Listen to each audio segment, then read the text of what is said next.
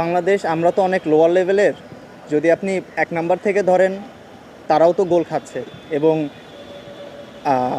ফুটবলে গোল হবেই, ভুল থাকবেই এবং ভুল শুধরানোরও জায়গা থাকবে।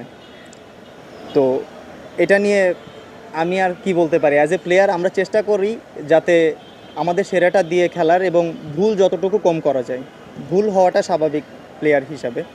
আরেকটা যে বললেন যে প্লেয়ার ১১ জন আসছে, ১৪ জন আসছে, আবার ১১ জন আসবে। এটা আসলে এক একটা উইন্ডোতে এক এক রকম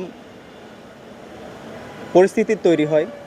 যেমন বসুন্ধরা এখন খেলতেছে এফসি চ্যালেঞ্জ লিগ, বাট আমাদের অন্যান্য প্লেয়াররা যারা অন্য ক্লাবে খেলে তাদের কোনো খেলা নেই আপাতত।